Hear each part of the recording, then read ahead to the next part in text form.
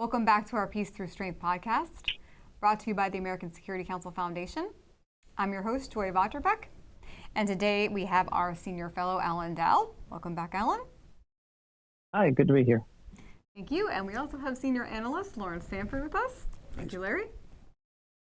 And today we're going to talk about Alan's latest paper titled NATO's New Center of Gravity and how Trump's re-election will affect Ukraine-Russian war and in turn the neighboring countries. And to our listeners, you can find all of Alan's papers at our website, www.ascf.us. Please consider signing up for our newsletter and consider donating so we can continue to bring you public awareness of national security issues. Alan, when Trump was in office from 2016 to 2020, he pushed for NATO nations to build up more of their GDP to build their militaries to NATO standards. And for the most part, they have, particularly Poland. Right. Today, the incoming Trump administration will face Putin's advances in Ukraine. And the Trump administration has indicated he will be quick to negotiate an end to this war. Alan, I'll start with you. Do you think the incoming Trump administration will try to negotiate Ukrainian land with Putin and Zelensky? Well, it's a good question. That's a multi-billion-dollar question. I would say that it's possible that Trump is and has been posturing to help, set up a strong position negotiating-wise. Some of his appointments so far on the national security foreign policy front, I think, are indicators that he's not going to abandon Ukraine. Marco Rubio and Walz as NSA, both of those men have not been of the view that Ukraine should be abandoned. They've been advocating a tough line on with Putin vis-a-vis Ukraine.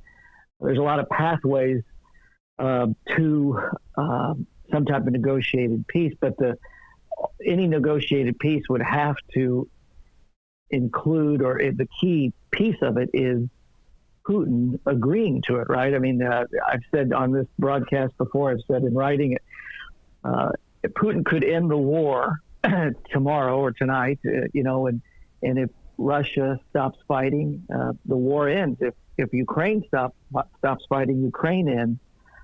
So it's a convoluted way to answer your question. I don't know what the Trump, Walz, Rubio team have in mind, but if you read some of what Walz has written, you listen to what then Senator Rubio has said, they aren't capitulators, they don't advocate abandoning Ukraine. So it's possible that, something Walz wrote in The Economist a couple weeks ago, he outlined a policy approach that even Ukraine hawks like me would have been happy with, which is you basically give Putin something close to an ultimatum privately and saying, you can make peace now, or we're going to take off all the gloves and let Ukraine use all the weapons we've given them to hit anywhere they are able to hit in Russia. He's losing 1,500 men a day. It's a ghastly number. We lost 2,400 men in Afghanistan over 20 years. But he doesn't care, obviously, about the loss of personnel. But if you can convince him that this is going to either humiliate him or undermine his hold on power, and maybe that's a pathway to a negotiated peace. But I can't answer definitively what I think the Trump team will do. I just do think there are some good signs with the appointment of those two gentlemen that they're not going to outright abandon Ukraine. Good point. And I don't think any of us know exactly what's going to happen. Yeah. Your thoughts? No, I agree with Alan 100%. What about Zelensky? Do you think he's going to be willing to give up some of Ukrainian land for peace?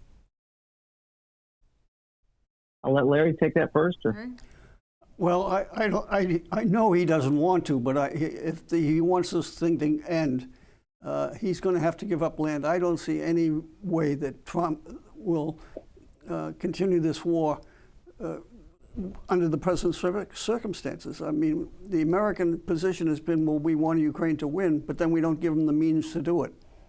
And Crimea, I can make a good case that Crimea belongs to Russia, so I don't see Putin ever giving up Crimea. And the Donbass region is mostly Russian-speaking, so that's a case where the citizens have voted, whether it's a good vote or not, to be part of Russia. So I think, yeah, Zelensky's going to have to give up land and take what's left.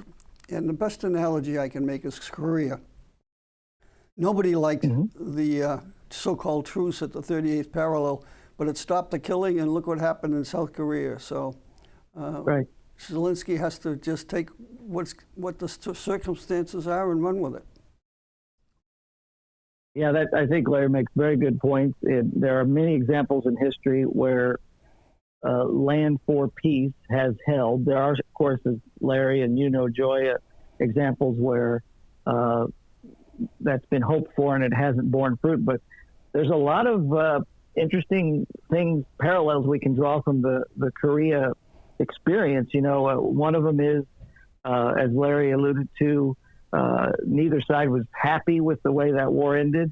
It ended with a very tense truce. It's still technically not it's not a peace agreement between those two countries, an armistice, as Larry knows. But yet, the United States and many allies committed to South Korea's defense and gave South Korea space to build up and blossom into a democratic and free economic, free enterprise country. Also, in a broader way, Korea was a microcosm of a larger conflict. I think Ukraine is a microcosm of a larger conflict.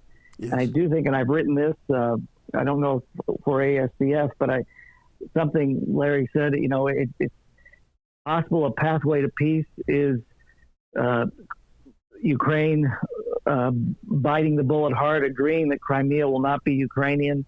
And then on the other side, though, U.S. and NATO allies backfilling into Ukraine to say, you'll never move but a square foot deeper into Ukraine again, Vladimir, and reviving Ukraine's economy, building up, leveraging the incredible creativity and courage of the Ukrainian people into being what they want to be, which is a part of the free Europe. So I think that is a possibility, and there's no good outcomes really, but it may be the least bad or the best of the worst case, because what Larry mentioned, Zelensky understandably wants to have as much of his country free as possible. This was a war of aggression. It was unjust. All those are givens. But it doesn't appear Ukraine, they are really in a stalemate. And as creative and as inventive as the Ukrainians have been, as much money as the Europeans, the Americans, and the Aussies have poured into this, it does really look like a stalemate. And Russia, just because of its sheer mass, and a lot of us said this back in 22, even those of us who are certainly for the Ukrainian cause just have to recognize that Russia's sheer mass is overwhelming. And if he doesn't care about human life, and he doesn't, he'll just continue to throw bodies at it. And I think Zelensky may realize that some pathway to peace, as long as it includes on the back end, the day after the peace is signed or the armistice, full support from the U.S. and its NATO allies to securing and guaranteeing post-war Ukraine's borders. I think that is a possibility. Yes, and you make a good point there, because in your paper you indicate that, understandably, why Poland sees itself as the next target. They certainly have spent a good amount of their GDP strengthening their military. So if negotiations fail, do you think the Trump administration will consider more? Well, I guess you're kind of answering my question there, basically, with saying NATO, U.S., European nations, and Australia should really get behind the Ukraine at that point to stop any further aggression.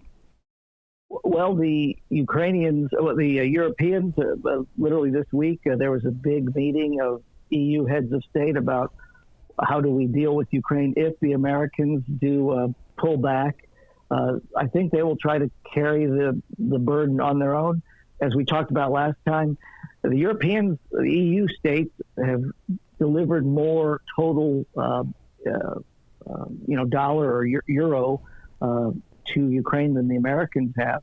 The Americans have given more than any single EU country, but the European Union itself is above the United States. So they'll try to carry that burden on their own. I hope they don't have to, as you know. I also think something that might be playing against Trump pulling the rug out from Ukraine is I don't think he wants to have on his watch an Afghanistan type image. The optics of a failure are way on a president, and maybe especially so on this president. He talks about winning. He believes in strength. Well, nothing looks less strong or looks more defeatist than a U.S. ally or partner rubbled and rolled over. So I think that might play to the idea that Trump won't just pull the rug out from Ukraine. Yeah. Good point, Alan. I agree with you.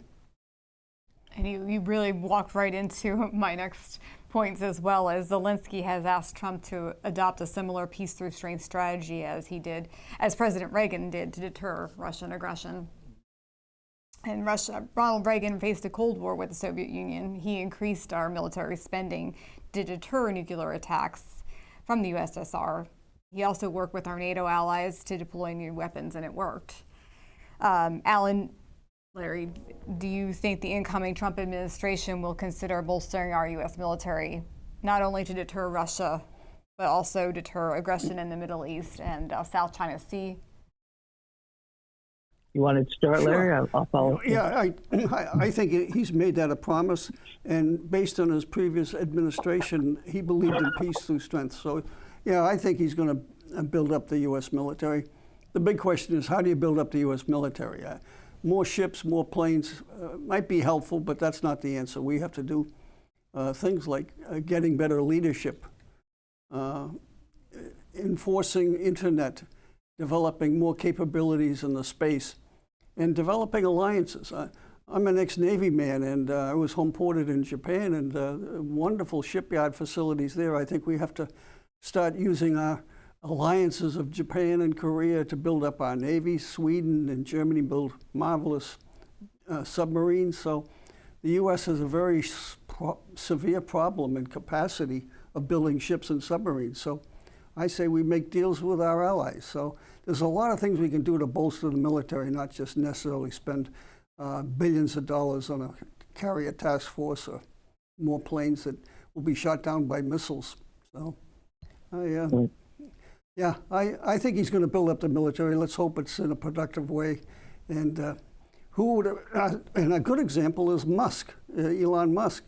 Without him, private enterprise in the space program, we wouldn't have satellites going up every day or so. So it's a marvelous synergy between private enterprise and government there. That's right. Well, Larry lays out really some good, building blocks for the rebuilding. I agree with him. Larry and I have said before on your podcast, Joy, I use the phrase alliances are force multipliers. Americans shed their, kind of resistance to alliances in the early part of the 20th century and fully embrace them. And they have, even though there are headaches for sure, they are a net help for us. They're a net gain for us. And in the case of shipbuilding, as Larry alluded to, some of the biggest and best shipbuilders on earth are the South Koreans and the Japanese. And there are U.S. laws that prevent certain kinds of capital ships from being built overseas. Those I've looked into this. Those laws can be waived in a time of emergency by the president. I wouldn't be surprised if President Trump, on the advice of this incoming team that believes in peace through strength, convinces the president to do that. And I think that'd be prudent and wise. There's a whole number of things that can be done, like Larry said, was cooperation with industry, which, by the way, is just back to the future. That was the secret sauce of the Cold War, America's alliances plus America's free enterprise system working with the government, the American people working together to outbuild, outspend, outthink, out-technology our enemy. And I'm firmly of the view that that can happen again if we just remove the regulations, unleash the American people and American industry to do that. You know, NSC 68, which was kind of the blueprint for how we would wage the Cold War, Truman administration wrote it, and every administration afterwards just followed it, said that a key ingredient to winning this thing known as the Cold War is our economic system. And so that has to be brought to bear in this, what I call Cold War II, which is the free world pitted against these autocracies, Russia, China, Iran, North Korea, and then their partners and patrons. So I think Larry's definitely laid it out very well, and I would agree with him and Trump, I think, embraces peace through strength. It's the Congress now is populated by I think a majority of both houses that believe in peace through strength, Democrats and Republicans. There's a great common ground on China among both parties. There's some divisions, oddly, on Israel and Ukraine and Russia, but on China, that's very important. There's great common ground, and I think that will help this peace through strength 2.0, I guess we could call it. Yes, and Larry brings up some good points too on China using a lot of cyber warfare, even drones, as far as the Iranians and Russians are too. But do you believe that's a good way to go as far as maybe not just ships, but also looking into the drones, cyber warfare? Right. For certain, it has to be multi-domain, and multi-dimensional, just as the Cold War was. This cyber is a new domain. It did not exist during most of the Cold War. Maybe you could argue almost all of the Cold War, but that domain is a contested domain. We don't dominate it by any means the way we do other domains, and the way you dominate a domain is you have to invest in it. You have to develop a cadre of experts, and we're doing that. And you have to develop systems. You also have to develop norms and rules of the road, which we're trying to do with our allies. And sometimes you have to demonstrate, and I think we've done that, probably below the radar most of the time, the things that we are capable of doing to our enemies. And then sometimes you have to punish your enemies if they cross certain lines. And I think those things are being put in place in the cyber domain, but we don't dominate that domain. And we, as Larry mentioned, China has the world's biggest navy, not the United States. So the maritime domain is and the Indo-Pacific is a maritime theater, unlike really the European domain during the Cold War. So the main, I guess, theater of Cold War II is mostly maritime. So we better invest in maritime power too, and other things that maximize that. The one asterisk to that, though, is, and Admiral Mullen used to talk about this, is we do have these force multipliers, as Larry mentioned, in the naval domain, especially, really strong partners that have robust navies. So it's not just America's 300 ships. It's the U.S. Armada plus the Japanese plus the South Korean plus the Aussies plus the French. The French are incredibly active in the Indo-Pacific right now, and they're there to stay, it looks like, which is a good thing. The Charles de Gaulle, their flagship aircraft carrier, is going to be in the Indo-Pacific for several months. It's going to stop in Japan, and it's the French have been sailing through the Taiwan Strait really boldly, enforcing freedom of navigation. So it's not just us, and that's something we have to emphasize in the Pacific. And that was exactly my final question here is, do you believe the Trump administration will continue to strengthen our relationship with our NATO allies and other allies abroad? Larry? Yes, but also no. I mean, he's going to put their feet to the fire like he did in the previous administration. And Poland certainly has stepped up to the plate as far as expenditures and other countries. But Germany is almost pathetic. I can't read why the Germans are so reluctant to beef up their securities. In the UK, their armed forces are a shadow of what they once were. And again, with the present government in the UK, I don't see them making any dramatic increases. So, yeah, I think there's going to be some friction between the United States and certain NATO allies. And then of course, we have the so-called NATO ally of Turkey, or Turkey, as it's now called, doing all sorts of things that are not in the interests of the West. So, yeah, there'll be frictions, but I'm hopeful that Trump and the Poles and the Hungarians will see eye to eye on the majority of the issues. And we have the new members, Sweden and Finland, of course, and they're all on our side too. So, yeah, it'll be interesting. The Polish-U.S. relationship will be interesting. During the first Trump administration, the Poles were very effective at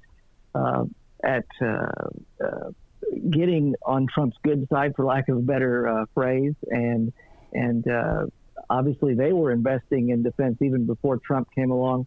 I think Larry's right. Trump's words and to some degree actions really got the rest of NATO's attention. But as I mentioned in that essay, the one latest post in American Security Council Foundation, the Poles were kind of leading the way for NATO in investing in defense. And the main reason is they understand Russia. They understand Russia's kind of default is aggressiveness. They would wish and they long for a Russia of the 1990s, but that's not here right now. They were warning about that. So they were investing in peace through strength principles and a peace through strength military, even before Trump arrived, and they became pretty good partners with Trump in the first administration. The interesting thing now is that the Polish Prime Minister, a man named Tusk, has been critical of Trump. He was not PM back in the first Trump administration. I suspect he'll try to continue this path. He certainly supports a strong Poland, and that's going to be something that Trump will applaud and appreciate. And Trump, as Larry said, will, as he did in those first 4 years, call Germany to task. He and Merkel were very chilly with relations, and that's not great when the most, you could argue the most important European member of NATO and the most important member of NATO, the United States, don't work well together. That's not great. And he and Merkel did not work well together. Maybe Schultz and he will work better together. But I think Larry's right. He'll call any ally who's not investing to task. Now, 23 members of the alliance are investing 2% or more of defense. Poland is investing 4% and is going to be 5% next year. So there's been a lot of changes since Trump's first term. The NATO Secretary General during Trump's presidency and most of Biden's, a man named Stoltenberg, credits Trump with NATO investing well over $100 billion more in fresh defense, which is a lot of money. That's not including America's defense. That's extra investments that were not planned. So I think that dynamic will continue, but Europe has a bit of a running start this time around because their defense industries, the machinery of their government is more focused on deterrence than it was certainly before 2022, but also even before Trump 1.0. Yes. Which is a good thing. We need them building up in Europe as the U.S. faces numerous fronts. I mean, we've got a lot of our Navy out in the Middle East with the Israel-Iran situation and a close watch on the South China Sea situation. Yeah. Get the Houthis. Just firing on Navy ships the other day. Yeah. Talk about navigation and freedom of the seas right there. Right, and that's all part of, that all underscores to me how it's important that we, as Larry mentioned a few minutes ago, we work with our allies and leverage their strengths. Some allies, I mean, a lot of our allies play niche roles. A lot of them can do more, but all of them, really, all the major ones are doing more than they were pre-2022. And Poland, again, is leading the way there. But the Navy example, is you mentioned, Joy, underscores that America is stretched thin. There's been a goal to have, I think, Larry may know the number, 330 or 350 ships for several years in the Navy, and we haven't gotten anywhere near that. We're still hovering around 296 or 298. So it's just not. America can't do this alone. Trump will emphasize that, even as the United States adds to or strengthens military. He's going to expect allies to do more, and they do need to. Yeah, I think one of the aspects of the U.S. military is the change in leadership, too. I think that recruitment, as you well know, has been a real problem for the last 3 or 4 years. And I, for one, would not recommend a career in the military based on the current leadership, but hopefully the new leadership will be more inspirational and more knowledgeable, and take care of the troops and have clear philosophies of what a soldier is all about. I'm friends with a man who's the president of the MacArthur Society. His name is Colonel Bill Prince. And the MacArthur Society is fighting tooth and it's an association of West Point grads. And his organization is fighting tooth and nail to get rid of DEI programs, that it should be merit-based, not based on the color of your skin. And their current motto is, DEI is going to DIE. So I hope they succeed in that program. Well, that's what Larry just said, Joy. That's probably a subject for another podcast. Yes, definitely. Because it's so. There's no. I'm not. I mean, we laugh about it. There's so much depth there, but Larry is a Navy veteran, and what he just said has been echoed or is reflected in polling conducted by very respected firms. Polling of military families for the first time since polling has been done in recent years. A majority of military families, or maybe it's less than plurality, but whatever, it's a drop in military families who say they would recommend to their children or to another generation to go into the service, and that's devastating. I mean, the military counts on military families to kind of be the first round of recruiting, and so if you're hearing that, and Larry just said it himself, he's a military man. He would not recommend his children or grandchildren to go into that, or that's he's not alone. So that has to change, and like Larry said, that can change with leadership. And the military was always at its best when it was only about merit, and there have been times in our history where it wasn't always about merit. And if it's getting to that point again, it has to change back to its traditional. What makes it strong and what makes it the best military on earth, and that is the best advance and the best are able to serve and lead. And I believe Waltz is strong on that as well. Yes. Correct. Yeah. Yes. So it looks like we have a administration that's on board with that coming in. Okay. Well, thank you, Alan, and thank you, Larry, for your comments on this. Thank you, Joy. Enjoy it, Joy. Thank you. Thank you, Larry. Take care, Larry. Alan. Thank you to our listeners. Again, you can read all of Alan's articles on our website at www.ascf.us. You can also read Larry's articles there as well. Larry and Alan are both on Substack, and if you become a member of the American Security Council Foundation, you receive a free Substack subscription. So we encourage you to check out our website and check out our newsletter. Also, make sure that you comment, subscribe, and share on our YouTube and Rumble channels. And you can also follow us on Twitter, Facebook, and Substack. So thank you again, both. Thank you, Joy. And to our listeners, we look forward to bringing you our Peace Through Strength podcast next time.